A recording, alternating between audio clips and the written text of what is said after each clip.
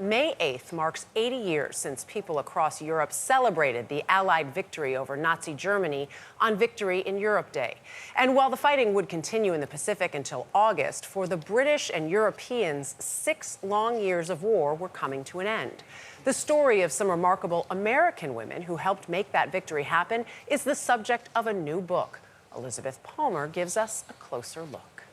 Upon the men and women who are defending their island kingdom. They weren't soldiers, but they were determined to join the fight, so they took to the skies over Britain. The American military would not take women pilots.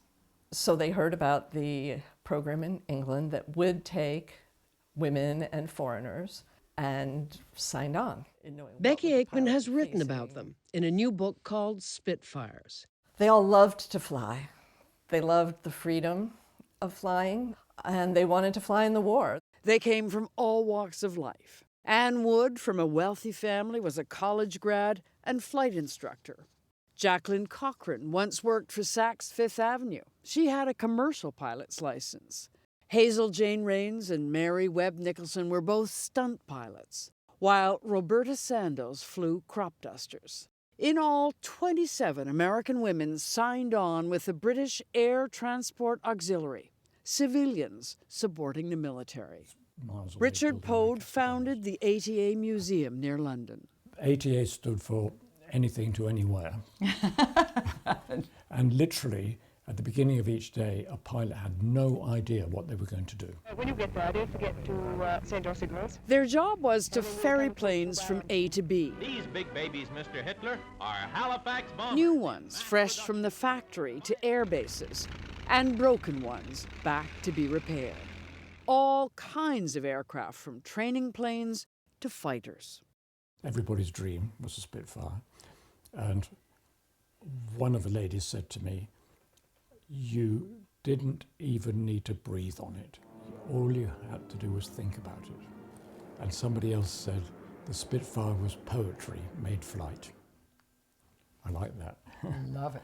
I like that. Bombers and fighters in the hands of the ATA. And so they were, essentially they were very skilled delivery people. Absolutely. They didn't have to fight in the sky.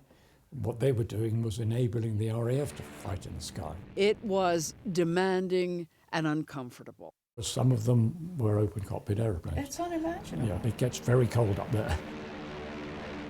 Although they weren't facing the Germans, they were facing an enemy, and that enemy was the British weather. The British weather was very changeable.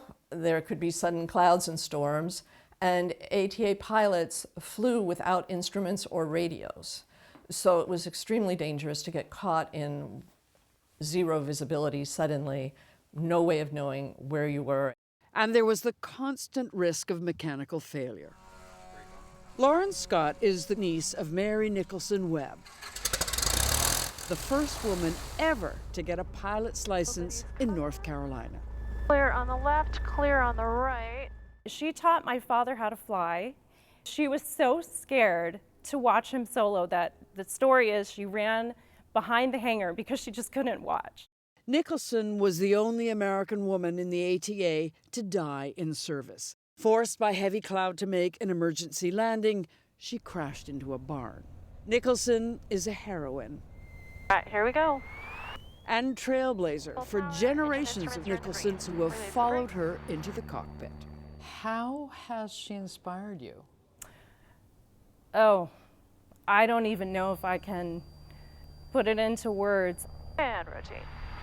She, furthermore, broke so many societal norms and cultural norms for the time for being a woman. She was decades ahead of her time, and so I just have so much respect for her chasing after her dreams. The American women were both gutsy and glamorous. In their posh, tailored uniforms, they became the darlings of English society, after some initial skepticism. There was a sense that maybe they weren't serious, they were there to have a good time, they would pack up and go home as soon as the work got hard. They proved themselves, though, pretty quickly. They did. They were really solid pilots.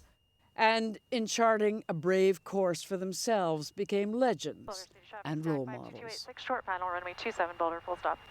The sky represented everything they wanted. It represented freedom, it represented challenge, It represented respect. Every single one of them said it was the highlight of her life.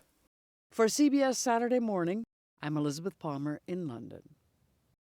Brava, Becky Aikman, for writing that book, celebrating history that was either forgotten or just wasn't told, or nobody wanted to tell it. Yeah, it's really interesting. I'm reading a book right now, A Woman of No Importance, which is also about an American woman and her role in World War II.